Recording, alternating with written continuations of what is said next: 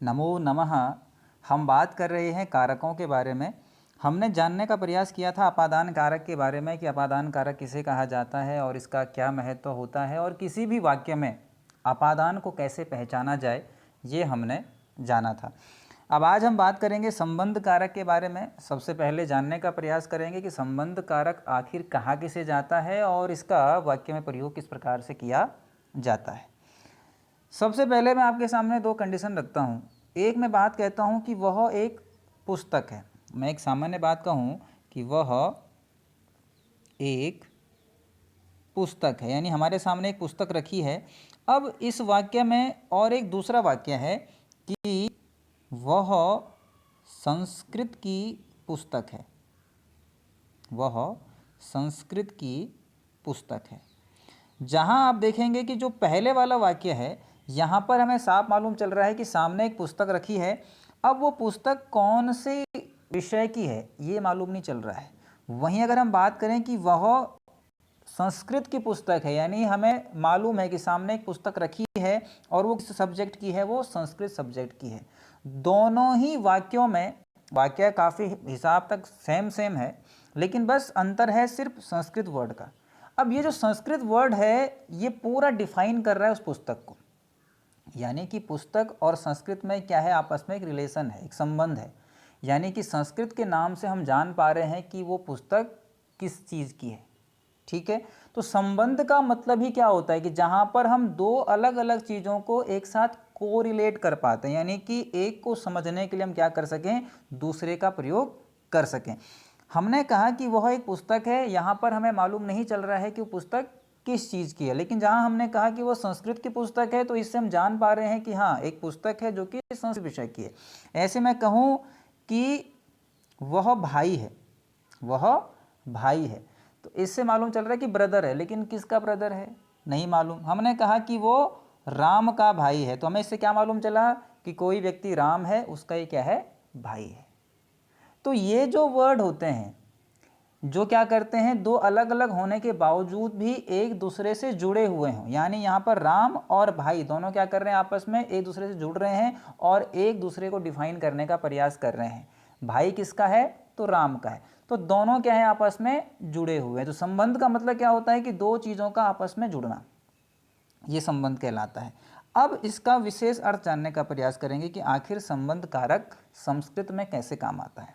कहते हैं सूत्र है षष्ठी से। हमने पढ़ा था कि संस्कृत भाषा में जो कारक होते हैं वो कितने होते हैं, वो केवल 6 होते हैं, जिसमें कि कर्ता है, कर्म है, करण है, संप्रदान है, अपादान है और अधिकरण है। संबंध और संबोधन को कभी कारक नहीं माना जाता है, इन्हें बस अलग रखा जाता है, यानी कि संबंध कोई क्या नहीं है, कारक नहीं है। तो वही सूत्र आया कि षष्ठी से, यानी कि 6 कारकों के अलावा जो बच जाता है वही क्या है, आपका संबंध कारक है। तो कारक और शब्दों को छोड़ करके जो अन्य संबंध, जो शेष बच जाता है वही क्या है, संबंध है, वही शेष कहलाता है। और संबंध कारक में से क्या होगा, षष्ठी व्यक्ति का ही प्रयोग किया जाएगा। जैसे राजा का महल, महल किसका है, एक महल आपको दिख रहा है और वो महल किसका है पता नहीं चल रहा ना, लेकिन हमने कहा कि वो राजा का महल है, यानी कि अब क्या हो गया, राजा में और महल में दोनों में क्या हो गया, एक कोरिलेशन हो गया। तो महल किसका है, राजा का है, तो क्या कहा, निरपश्य भवनम। फिर कहता है कि राम का पुत्र, पुत्र है, किसका पुत्र है, तो राम का पुत्र है, तो क्या बना, रामस्य पुत्र। यानी जो ये निरपश्य लिखा है, जो रामस्य लिखा हुआ है, इसमें कौन सी विभक्ति लगी है, तो उसने कहा ना कि संबंध कारक में विभक्ति कौन सी हो जाएगी, षष्ठी विभक्ति हो जाएगी। तो हमेशा क्या करेंगे, जहाँ पर दो चीज़ों में आपस में कहीं ना कहीं को रिलेशन आ रहा होगा, हम हमेशा वहाँ पे क्या करेंगे, षष्ठी विभक्ति का प्रयोग करेंगे। हिंदी में चिन्ह आ जाता है का, की और के, और संस्कृत में क्या करते हैं, षष्ठी व्यक्ति का प्रयोग करते हैं। इसी प्रकार से आप आगे देखेंगे, कहता है षष्ठी हेतु प्रयोगे, षष्ठी हेतु प्रयोगे, जब जब आप क्या करते हैं, हेतु शब्द का प्रयोग करते हैं, तब तब क्या होता है, षष्ठी व्यक्ति होती है। अब ये पहली बात तो ये समझना है कि हेतु का मतलब क्या होता है। हेतु का मतलब होता है फॉर, जिसे आप फॉर कहते हैं इंग्लिश में, उसका यहाँ पर संस्कृत में होता है हेतु, के लिए। जैसे आपने कहा कि वह अन्न के लिए रहता है, कोई व्यक्ति है वो किसी जगह निवास कर रहा है, उसका हेतु क्या है, यानी उसका मोटिव क्या है, रीजन क्या है, तो क्या कह रहा है, अन्न के लिए। तो सह अन्नस्य हेतु वसति, यानी हेतु शब्द जब जब आएगा उसके साथ में से क्या होगा, पहले वाले वर्ड में षष्ठी व्यक्ति का प्रयोग किया जाएगा। अब समझना यह है कि ये अन्नस्य जो लिखा है ये कैसे, कौन सी व्यक्ति में होता है, हमने कहा षष्ठी में होता है, तो कैसे होता है पहले ये समझना पड़ेगा। एक बार देखेंगे इसको कि ये षष्ठी में कैसे होता है। आपने अगर शब्द रूप पढ़े होंगे तो आपने देखा होगा कि यहाँ पर षष्ठी का कॉलम होगा, और देखो षष्ठी का विवरण क्या बनता है, रामस्य, जैसे ही पहले आया था ना, निरपश्य आया था, ठीक है, ऐसे अन्नस्य आया था, तो षष्ठी का एक वचन है रामस्य। अगर आप एक की बात करें तो अन्नस्य हो जाएगा। अगर आप दो अन्न की बात करते फिर क्या बन जाता, अन्नयोः बन जाता। और फिर हम क्या करते, इसको अगर हम क्या करते हैं, बहुवचन कर दें, फिर क्या बन जाता, अन्नानाम बन जाता। तो इस प्रकार से जब जब आप संबंध की बात करोगे वहाँ पे क्या आएगा, षष्ठी व्यक्ति वहाँ पे आ जाएगी। एक वचन में एक, द्विवचन में दो, और बहुत सारे में बहुवचन। आपने कहा संस्कृत की पुस्तक तो क्या कहोगे, संस्कृतस्य पुस्तक, यानी एक संस्कृत की पुस्तक। आपने कहा दो संस्कृत की पुस्तक तो क्या हो जाएगा, संस्कृतयोः पुस्तकम। फिर हो जाएगा आपने कहा संस्कृतों की पुस्तक तो क्या हो जाएगा, संस्कृतानाम पुस्तकानि। तो इस प्रकार से क्या बनेगा, यहाँ पे ये रूप बन जाएगा। तो अब ये हमने देख लिया कि षष्ठी का प्रयोग किस प्रकार से किया जा रहा है। अब नेक्स्ट हम बात करते हैं अगले सूत्र के बारे में। नेक्स्ट सूत्र आता है षष्ठी चानादरे। पहले इसका मतलब समझेंगे कि षष्ठी का प्रयोग कब करते हैं, च अनादरे। च एक प्रकार क्या है, अव्यय है। च का मतलब होता है और, यानी कि षष्ठी का प्रयोग हम क्या करते हैं, अनादर में भी करते हैं। यानी जब किसी का अनादर किया जाता है तो जिसके साथ अनादर किया जा रहा हो उसमें क्या लगाते हैं हम, ये तो षष्ठी लगाते हैं या फिर सप्तमी लगाते हैं। जैसे कहते हैं कि गुरुः पश्यत छात्रः कक्षतः बहि अगच्छत, यानी कि जैसे ही छात्र ने गुरु को देखा वो सीधे क्लास से बाहर चला गया। यानी यहाँ पे छात्र क्या कर रहा है, गुरु का अपमान कर रहा है। तो ये जो गुरुः लिखा है यानी अनादर किसका हुआ है, गुरु का हुआ है, यानी षष्ठी कहाँ लगेगी, गुरु में लगेगी। तो गुरुः जो शब्द है ये क्या है, षष्ठी का एक वचन है। इसी प्रकार से रुदतः शिशोः माता बहि अगच्छत, यानी माता ने क्या देखा, बच्चे को रोते हुए देखा तो परेशान हो गए कि बच्चा जो है बाहर रो रहा है, तो वो बच्चे को रोता देख करके बाहर चली गई, यानी उसका अनादर कर दिया। यानी कि उसको चुप कराने के बजाय माता बाहर चली गई, यानी अनादर कर रही। तो अनादर किसका हुआ है, शिशु का हुआ है। तो शिशोः जो ये लिखा है क्या है, षष्ठी का एक वचन है।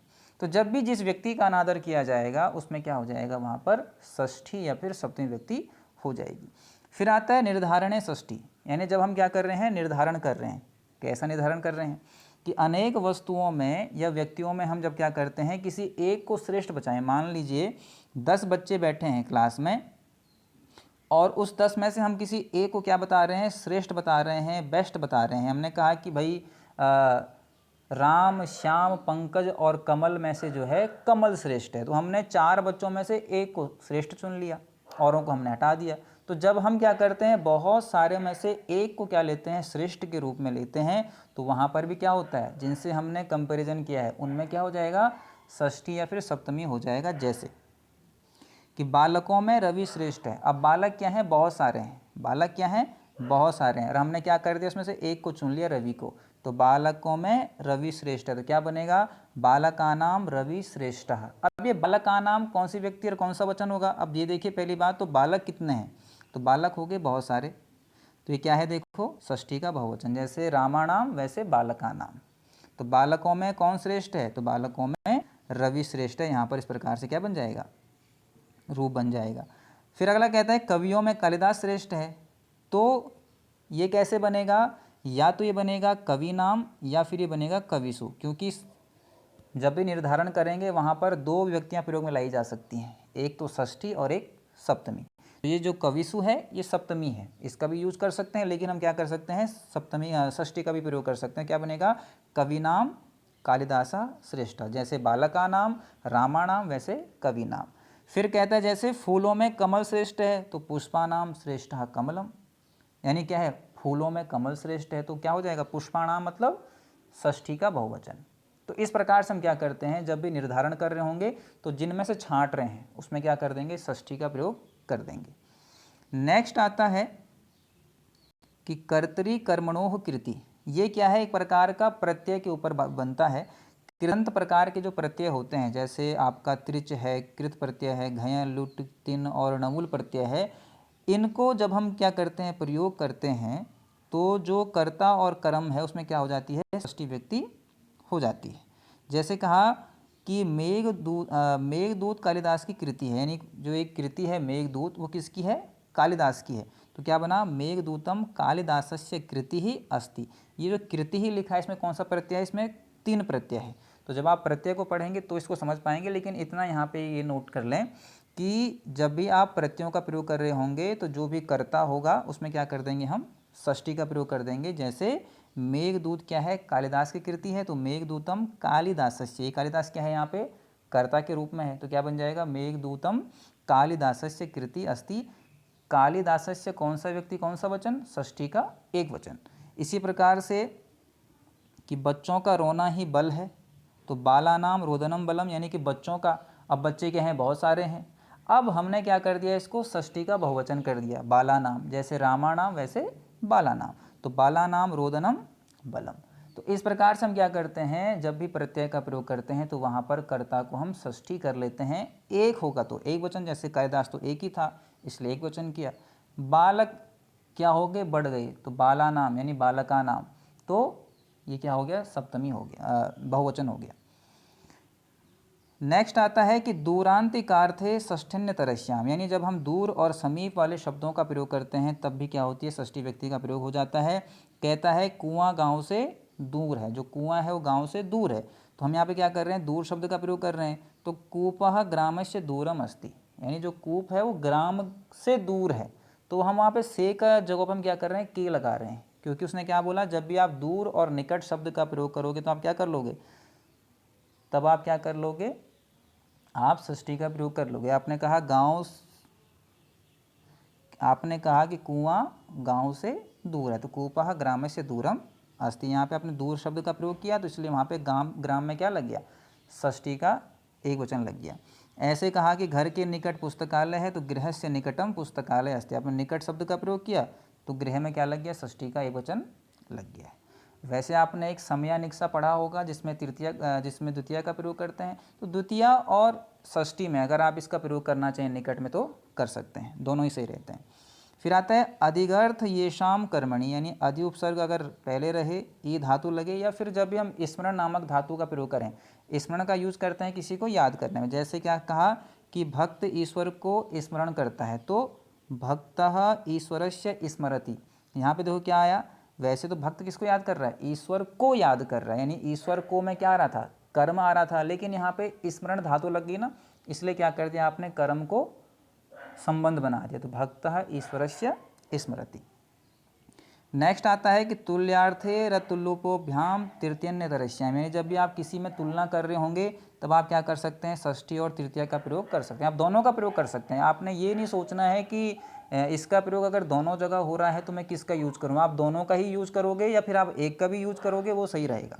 जब भी आप किसी में तुलना करते हैं यानी कि दोनों को एक समान बताते हैं, तुलना उसमें जब होती है तो वो क्या हो जाता है, वहाँ पर आप षष्ठी का और तृतीया का प्रयोग कर सकते हैं। आपने कहा कि रमा गीता के समान है, जो रमा लड़की है वो गीता के समान है, यानी आप रमा के सारे गुणों को गीता के साथ मैच कर रहे हो, तुलना कर रहे हो, तो क्या बनेगा, रमा तो कर्ता हो जाएगी, तो रमा गीतायाः, ये षष्ठी का एक वचन है, और गीतया वा ये तृतीया का एक वचन है, तो आप दोनों का यूज कर सकते हो, तुल्या अस्ति। फिर कह रहा है कि सत्य के समान तप नहीं है, यानी आप सत्य और तप में तुलना कर रहे हैं कि भाई दोनों भाई एक समान तो नहीं हो सकते हैं, आप समान वर्ड का यूज कर रहे हैं, तुल्य वर्ड का यूज कर रहे हो, तो क्या बनेगा कि सत्यस्य, ये षष्ठी का एक वचन, सत्यन क्या हो जाएगा, तृतीया का एक वचन, तुल्यम तपः नास्ति। जब भी आप तुलनावाची शब्द का प्रयोग करेंगे तब आप क्या करोगे, षष्ठी का ही या फिर तृतीया का ही प्रयोग करोगे। नेक्स्ट आता है षष्ठ्यत असर्थ प्रत्ययेन, षष्ठ्यत सर्थ प्रत्ययेन, यानी कि दिशावाची शब्दों में जब क्या लगा देते हैं हम, अतस प्रत्यय लगा देते हैं, तो उनसे बने हुए जो शब्द हैं, जैसे पुरस्तात् मतलब सामने, पश्चात यानी पीछे, उपरिष्टात् मतलब ऊपर की ओर, अधस्तात् मतलब नीचे की ओर, इन शब्दों का जब हम प्रयोग करते हैं तो षष्ठी व्यक्ति का प्रयोग वहाँ पे किया जाता है। यानी जितने भी दिशावाची शब्द हैं, जैसे दक्षिण दिशा है, आपने पढ़ा भी होगा खूब कि उत्तर, दक्षिण, पूर्व और पश्चिम, तो इन जब भी इन दिशाओं का प्रयोग करते हैं और इनमें जो है तह प्रत्यय लग जाए, तस प्रत्यय लग जाए, तो वो क्या हो जाता है, वहाँ पर भी षष्ठी का ही प्रयोग करते हैं। जैसे देखो लिखा है दक्षिणतः, तो दक्षिणतः क्या है, यहाँ पे दक्षिण दिशा है, पीछे तह लग गया तो दक्षिणतः। ऐसे क्या हो जाएगा, पूर्वतः, पश्चिमतः, उत्तरतः। तो जब भी इन वर्ड्स का प्रयोग कर रहे होंगे तो जिसके उत्तर की हम बात करें, हमने कहा कि नगर के दक्षिण की ओर, अब चिन्ह वैसे भी का की के ही है तो यहाँ पे वो ऐसे भी के ही आ रहा है, तो आप क्या कर सकते हैं, नगर में क्या लगा दोगे, षष्ठी का एक वचन, तो नगरस्य दक्षिणतः देवालयः अस्ति। ऐसे ही भूमि के नीचे जल है तो भूम्याः, इस षष्ठी का क्या है, एक वचन है, तो भूम्याः अधः जलम अस्ति। ऐसे ही हम कह सकते हैं ग्रामस्य पूर्वतः नगरम अस्ति। तो आप क्या कर सकते हैं, एक तो दिशावाची शब्द है और बाकी ये पुरः, पश्चात, ऊपरी और अधः, इन शब्द के योग में से क्या कर सकते हैं, षष्ठी का भी प्रयोग कर सकते हैं। तो इस प्रकार से हमने जानने का प्रयास किया कि षष्ठी जो विभक्ति है इसका प्रयोग किस प्रकार से किया जाता है और इससे रिलेटेड जो हमने सूत्र हैं उनका भी यहाँ पर अध्ययन किया।